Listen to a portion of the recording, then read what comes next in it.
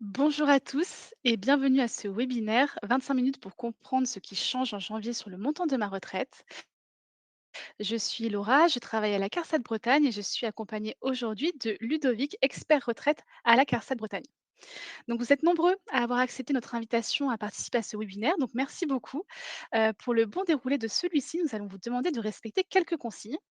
La première consigne, sachez que vous pouvez poser toutes vos questions en cliquant sur l'onglet «Questions». L'onglet «Questions», c'est l'onglet en bas à droite de votre écran avec le petit point d'interrogation. Nous avons une équipe en coulisses, disponible pour répondre à vos questions à l'écrit et nous prendrons un petit temps, en fin de conférence pour répondre également à vos questions à l'oral. À côté de l'onglet questions, vous avez l'onglet chat. Donc, c'est la petite bulle avec les 3 petits points.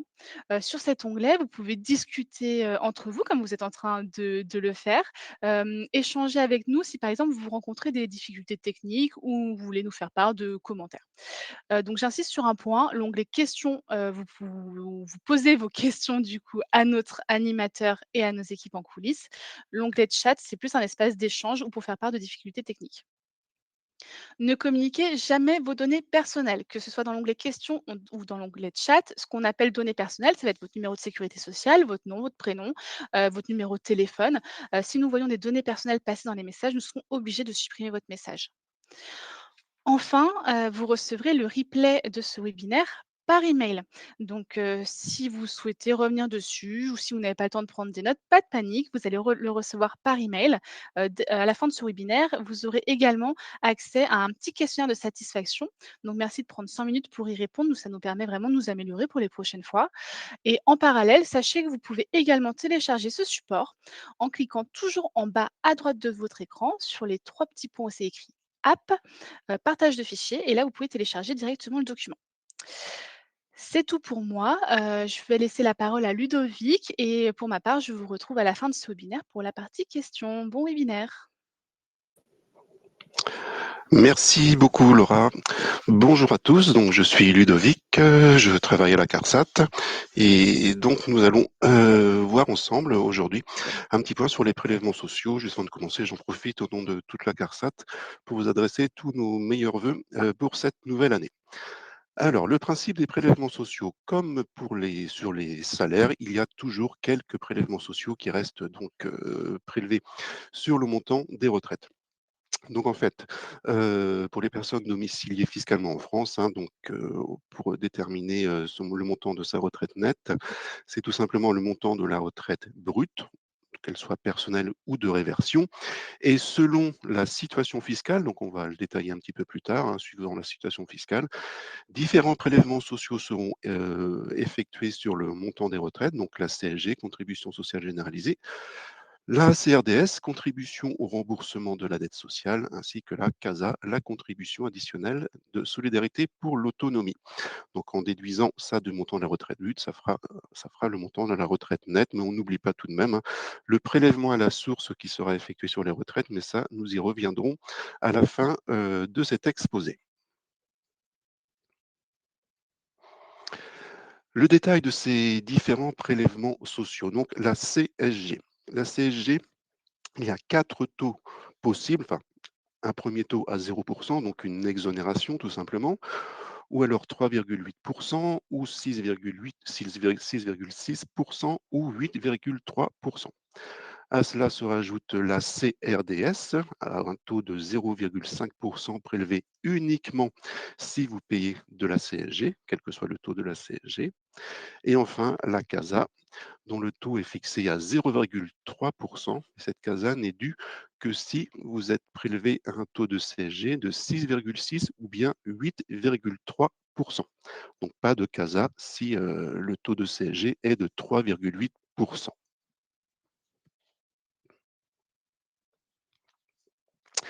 Pour déterminer le fameux taux de CSG, qu'il soit 3,8, 6,6 ou 8,3, eh bien tout simplement, on va se référer au revenu fiscal de référence ainsi qu'au nombre de parts.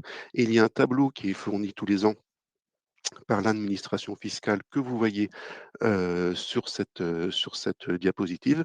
En fait, tout simplement, sur la première colonne, on regarde le nombre de parts qui figurent sur l'avis d'imposition.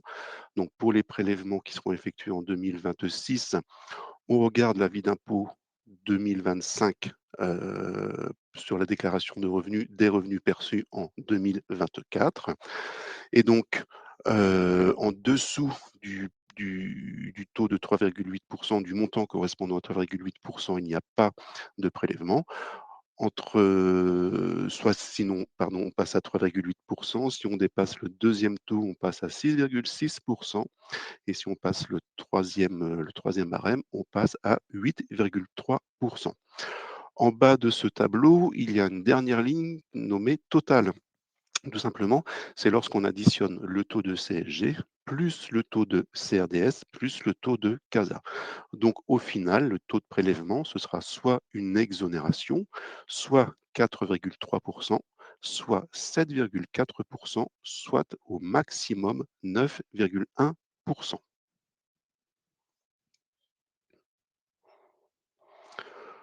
Pour vérifier, pour retrouver, son revenu fiscal et son nombre de parts, il faut tout simplement se référer, eh bien, à son avis d'imposition.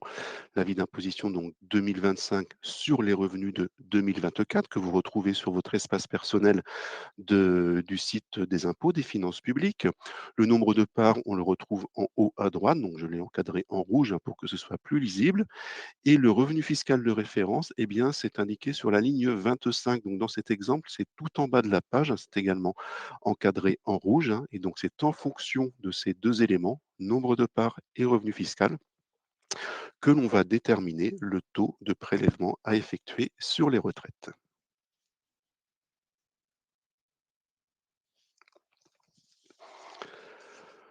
Ce taux de prélèvement peut tout à fait évoluer. Il est possible, hein, que votre revenu fiscal de référence et ou votre nombre de parts ait évolué. Donc forcément, cela peut avoir un impact, hein, sur le taux de prélèvement à effectuer sur votre retraite. Si c'est le cas, cette modification, elle interviendra sur la retraite de janvier, donc la mensualité de janvier, qui, elle, sera payée en février, donc le 9 février 2026 exactement. Plusieurs possibilités, hein, bien évidemment. Soit votre taux de prélèvement diminue, et bien logiquement le montant de la retraite augmente. À l'inverse, si le taux de prélèvement augmente, eh bien le montant net de la retraite va diminuer. Et si vous êtes totalement exonéré de prélèvements sociaux alors que vous étiez prélevé auparavant, eh bien là également, bien évidemment, le montant net de la retraite, donc versé sur votre compte, va également augmenter.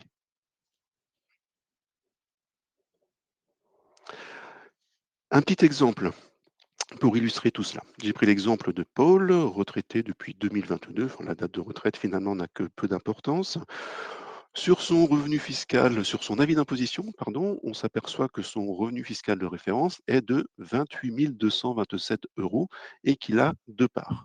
Eh bien, à partir de ces éléments, on reprend le petit tableau qu'on a vu en début d'exposé. Je regarde la ligne, correspondant au nombre de parts, donc la ligne de deux parts, et avec un revenu fiscal de 28 227, eh bien, il est entre 26 167 et 40 604, qu'on voit dans les deux dernières colonnes. Eh bien, dans ce cas-là, le taux de prélèvement appliqué sur la retraite de Paul sera de 7,4 au total.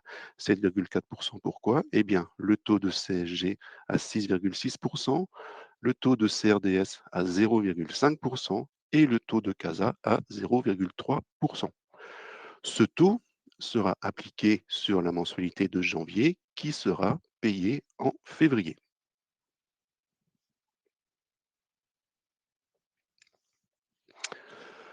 Pour savoir s'il va y avoir une évolution de votre taux de prélèvement, vous pouvez tout à fait vérifier ce taux de prélèvement directement sur le site internet, sur notre site internet, hein, l'assurance-retraite.fr. Donc là, il faudra tout simplement, sans avoir besoin de se connecter à son espace personnel, hein, on clique sur le petit bouton «Je suis retraité» et vous voyez dans le menu «Mes paiements», j'ai encadré, hein, la rubrique «Prélèvements sociaux».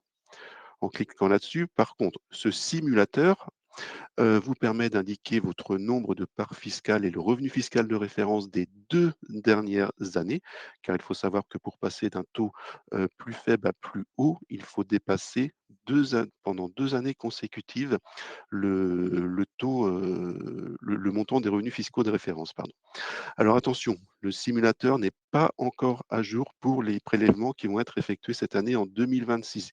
Il va l'être très prochainement. Mais là, je suis désolé, je ne peux pas, j'ai pas pu vous mettre de copie d'écran du simulateur mis à jour, mais bon, il sera très, très, très prochainement mis à jour. Donc, on indique les différentes informations et ça calcule automatiquement le taux de prélèvement au titre de la CSG, auquel on rajoute éventuellement la CASA et la CRDS.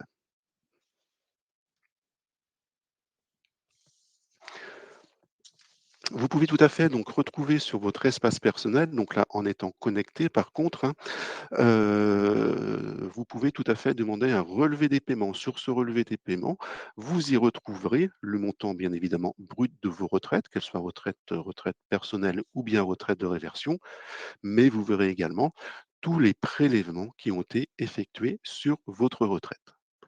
J'en profite juste, c'est un petit peu hors sujet, mais que vous voyez peut-être sur cet écran, pardon, en bas à droite, la rubrique «Demander une allocation de solidarité», l'ASPA. Donc j'en profite juste à ce moment-là pour parce que c'est une petite nouveauté. Désormais, l'allocation de solidarité aux personnes âgées peut être demandée directement en ligne. Et également, le taux de l'ASPA, les différents montants ont également été revalorisés au 1er janvier 2026. Voilà, je ferme la parenthèse par rapport à l'ASPA.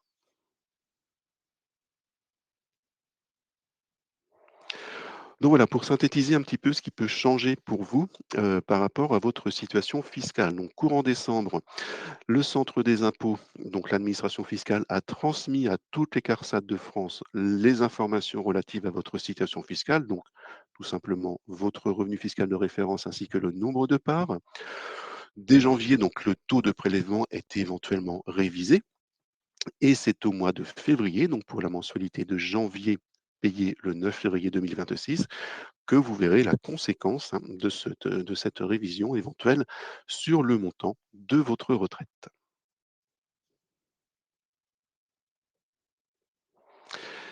Au cas où vous ne seriez pas d'accord avec le taux de prélèvement effectué, au vu de votre revenu fiscal de référence, du nombre de parts, vous n'êtes pas d'accord avec ce qui a été déterminé automatiquement par notre système d'information. Donc pas d'inquiétude, bien évidemment.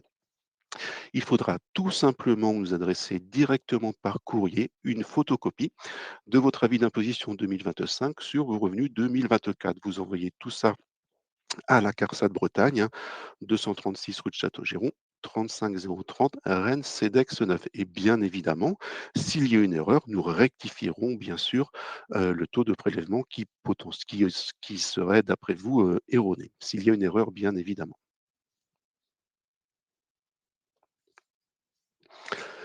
Et enfin, j'en ai parlé en tout début du prélèvement à la source. Vous savez que le prélèvement à la source consiste à faire collecter le montant de l'impôt sur le revenu par les organismes payeurs. Lorsqu'on est salarié, eh bien, c'est l'employeur qui est collecteur de l'impôt sur le revenu. Eh bien, une fois qu'on devient retraité, ce sont les caisses de retraite, base et complémentaires d'ailleurs, qui deviennent collecteurs de l'impôt sur les revenus pour les finances publiques. Ce taux de prélèvement à la source, il est communiqué au CARSAT et aux retraites complémentaires de la même façon, directement par l'administration fiscale. Ce taux, vous savez qu'il est personnalisé, que vous pouvez le modifier directement depuis votre espace personnel. Directement depuis l'espace personnel, bien sûr, des impôts, sur mon espace des finances publiques. Si vous souhaitez modifier, si vous n'êtes pas d'accord avec le taux de prélèvement qui serait appliqué sur votre retraite, votre seul interlocuteur, ça reste le centre des impôts. Les CARSAT, les caisses de retraite, ne font que répercuter les informations transmises par les centres des impôts. En aucun cas, nous ne pouvons modifier ce taux de prélèvement à la source. Donc, en cas de désaccord ou si vous souhaitez des renseignements, nous vous invitons donc à vous rapprocher directement auprès de votre centre des impôts.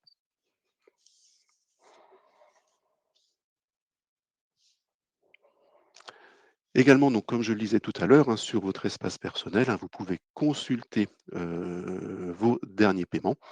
Donc, vous y retrouvez le montant brut de la retraite et vous retrouvez, comme vous le voyez également, le taux de prélèvement à la source appliqué sur vos retraites. Dans cet exemple, on a un taux de prélèvement à la source transmis par l'administration fiscale de 15,3%. Donc voilà, toutes ces informations sont directement consultables par vous depuis votre espace personnel. Donc, on le répète, hein, si vous n'avez pas créé votre espace personnel, n'hésitez surtout pas, enfin, créez-le et parlons-en autour de vous, pourquoi pas, aux personnes qui n'auraient pas encore créé leur espace personnel sur notre site de l'assurance-retraite.fr.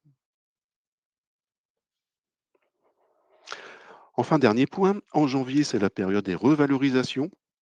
Et bien, effectivement, donc, cette revalorisation qui dépend de l'inflation est calculée, bien évidemment, et payée automatiquement, hein. Ce n'est pas à vous de demander la revalorisation, c'est directement appliqué sur votre retraite, si bien évidemment, il a été décidé d'appliquer un taux de revalorisation. Pour 2026, bonne nouvelle, il y aura donc une revalorisation. Elle a été fixée par les pouvoirs publics à 0,9% pour la retraite de base, hein, retraite versée par les CARSAT. Cette revalorisation de 0,9% s'applique à compter de la mensualité de janvier 2026. Donc, elle apparaîtra seulement sur ce qui vous sera versé le 9 février 2026, hein, correspondant à la mensualité de janvier 2026. Sur le versement que vous allez percevoir dans quelques jours, ça va correspondre à la retraite du mois de décembre 2025.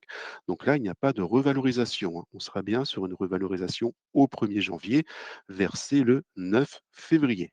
Donc ne vous étonnez pas de ne pas avoir de revalorisation sur le prochain versement effectué par la CARSAT.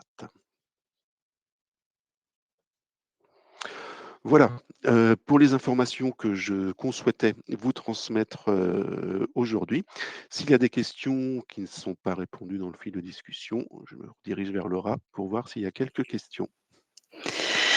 Merci beaucoup Ludovic. Alors, effectivement, il y a pas mal de questions qui ont été répondues par, les modérateurs. On va pouvoir en prendre quelques-unes à l'oral. On a une question de Pascal qui demande: «Qui peut prétendre à l'ASPA?» Alors, l'ASPA, est un dispositif qui permet aux personnes qui ont de faibles ressources, hein, un plafond de ressources fixé aux alentours de 1 050 €, entre 1 050 et 1 100 €, de bénéficier d'un complément. Alors on va pas tout développer là-dessus. Il faut juste savoir qu'il y a eu un webinaire, réalisé spécifiquement sur l'ASPA par la CARSAT Bretagne. Ce webinaire, vous pouvez le visualiser en replay, sur le site de l'assurance retraite, hein, sur la chaîne YouTube de l'assurance retraite où tout vous sera expliqué par rapport à ce dispositif d'ASPA qu'on appelait précédemment le minimum vieillesse. Merci Ludovic. Une question de Catherine: «Bonjour, en cas de cumul emploi-retraite, est-ce que le montant maximum du salaire a été modifié?» Alors, en cas de cumul emploi-retraite, il n'y a pas, aujourd'hui de modification. Ça reste sur le alors en cas de cumul emploi-retraite plafonné, hein, on reste toujours sur un cumul, qui doit faire en sorte que la moyenne que les salaires perçus dans le cadre de ce cumul, si on les additionne au montant des différentes retraites, ne dépassent pas la moyenne des 3 derniers mois d'activité. Merci Ludovic. Hop là, les questions arrivent. Alors, excuse-moi parce que j'ai perdu du coup celle que j'avais. Ah punaise, voilà. Bonjour, est-ce que cette présentation concerne uniquement la CNAV ou également la Gircarco Ircantec? Alors, oui, très bonne question. Effectivement, donc que ce soit le taux de prélèvement, des prélèvements sociaux CSG, CASA, mais également du prélèvement à la source, cela s'applique également au niveau des retraites complémentaires. Juste pour les prélèvements sociaux de CSG, CASA, il faut savoir que les retraites complémentaires prélèvent en plus 1% au titre de la maladie. Donc, si vous êtes à 9,1% de prélèvements sociaux côté CARSAT, vous serez à 10,1% auprès de la retraite complémentaire. Merci Ludovic. Une question d'Anne: «Je suis retraitée mais continue une petite activité d'auto-entrepreneur, cumul emploi-retraite. Est-ce que c'est normal que cette activité soit taxée comme précédemment?» Alors, comme toute, con dans le cas d'un cumul emploi-retraite, que l'on soit salarié ou bien indépendant, hein, auto-entrepreneur ou indépendant, sans être enfin indépendant classique, hein, pour parler rapidement, toute activité reste soumise aux cotisations, quelles qu'elles soient. Donc qu'on soit salarié ou indépendant, quand on fait un cumul emploi-retraite, on continue toujours à cotiser pour sa retraite. Enfin, toutes les cotisations restent, les mêmes. Une question de Patrick assez large, comment se calcule le cumul emploi-retraite? Comment se calcule le cumul emploi-retraite? Alors, si mes souvenirs sont bons, nous avons également animé un webinaire sur ce dispositif. Très rapidement, il y a juste 2 cumuls emploi-retraite qui existent aujourd'hui.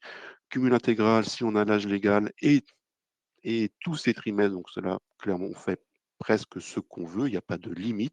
Par contre, si on est en cumul, plafonné, c'est-à-dire, par exemple, on est parti en départ anticipé carrière longue, le principe général, mais pour ça, je vous invite à vous retourner directement sur notre site de l'assurance retraite sur lequel vous aurez des informations. Le principe, c'est qu'on ne doit pas percevoir entre ses retraites et sa nouvelle activité plus que ce que l'on percevait en moyenne de salaire sur les 3 derniers mois d'activité. Et voilà, mais pour plus d'informations, rendez-vous donc hein, sur notre site pour avoir le replay du webinaire qui avait été fait à cet objet spécifiquement. Une question d'Isabelle, quelle somme est déclarée aux impôts? Est-ce que c'est le net ou le brut? Alors, question très large, le montant déclaré à l'administration fiscale correspond au montant brut duquel on déduit la part de CSG non imposable, hein, tout simplement, comme pour les salaires. Merci Ludovic. Alors je me permets, je vois qu'il y a beaucoup, beaucoup de questions qui traitent de situations très personnelles. Sachez que vous pouvez poser vos questions, hein, sur votre espace personnel, sur, Mmh. l'assurance-retraite.fr. Il y a un conseiller, qui vous répond, par email et ce sera beaucoup plus simple plutôt que de traiter ça et traiter surtout vos situations personnelles, dans un webinaire, dédié à tous. Je vais aller dans la partie chat vite fait, parce que je vois qu'il y a des questions qui sont posées dans la partie chat, mais c'est vrai que nous, on répond plutôt dans la partie, questions. Une question de Philippe: «Bonjour, pour ceux qui ont touché leur retraite en une seule fois, est-ce que la revalorisation a-t-elle été faite?»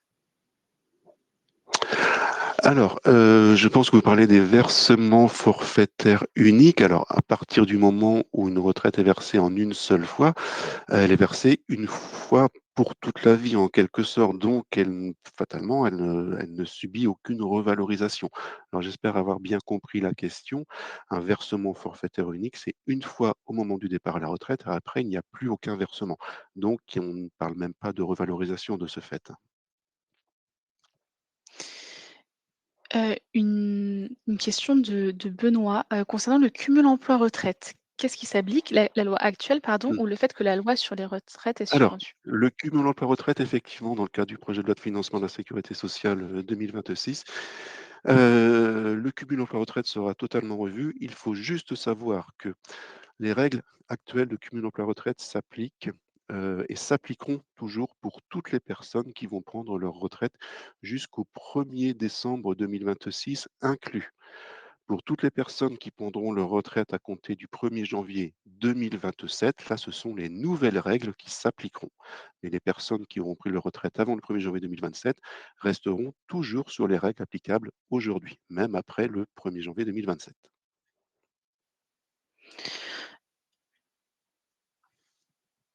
Une question du même type, une question de Sandrine, pareil. Quid des revalorisations des retraites progressives en fonction de la suspension de la réforme? Alors, les retraites progressives sont revalorisées exactement de la même façon que les retraites personnelles, tout simplement, hein. C'est exactement les mêmes taux de revalorisation qui sont appliqués sur les retraites progressives. Une question de Françoise: «À quel moment dois-je demander à la MSA, pardon, de verser ma retraite?» Alors, il faut savoir que si vous avez demandé votre retraite et que vous avez été polypensionné, c'est-à-dire à la fois affilié au régime général de la sécurité sociale, donc à la CARSAT et à la MSA, il faut savoir qu'en faisant votre demande de retraite, elle vaut pour tous vos régimes de retraite. Donc la demande de retraite a dû être transmise à la MSA, sauf situation particulière. Donc je vous invite peut-être à revoir avec la MSA si jamais vous pensez ne pas percevoir de retraite de la MSA alors que vous percevez une retraite de la CARSAT. Il faut savoir également que dans le cas des personnes polypensionnées, c'est une seule des deux caisses, donc soit la CARSAT, soit la MSA, qui paye la retraite, mais pour les deux organismes. Donc là, revoyez vers votre conseiller peut-être pour voir si sa démarche a bien été effectuée, mais normalement, oui.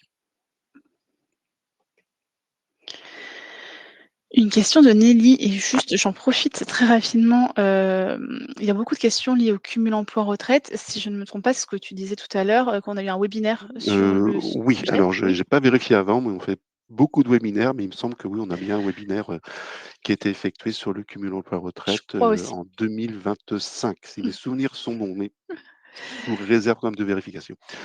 Est-ce que les 0,9 d'augmentation s'appliquent à la complémentaire également? Non. Alors la revalorisation des retraites décidée par le gouvernement finalement s'applique aux retraites de base, à la CARSAT, alors que pour les retraites complémentaires, ce sont les partenaires sociaux qui gèrent les retraites complémentaires.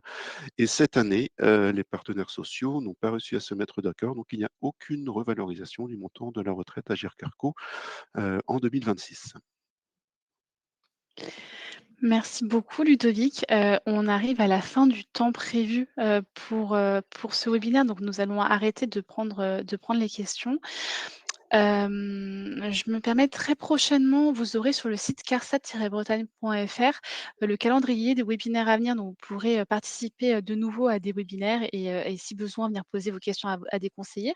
Sachant que je le rappelle, vous pouvez poser, vos questions, à des conseillers directement sur votre espace personnel sur l'assurance-retraite.fr. Merci beaucoup Ludovic d'avoir animé ce webinaire. Merci beaucoup à tous d'avoir participé, à ce webinaire. Vous allez recevoir, le replay, par email avec un lien vers un petit questionnaire de satisfaction. Donc merci de prendre 2 petites minutes pour y répondre. Et pour rappel, si besoin, vous pouvez télécharger directement le support qui vous a été présenté en cliquant en bas à droite de votre écran, sur les 3 petits points, c'est écrit «App» et «Partage de fichiers», pardon. Merci à tous, je vous souhaite une très bonne journée, je vous dis à bientôt. Merci beaucoup, au revoir, à bientôt.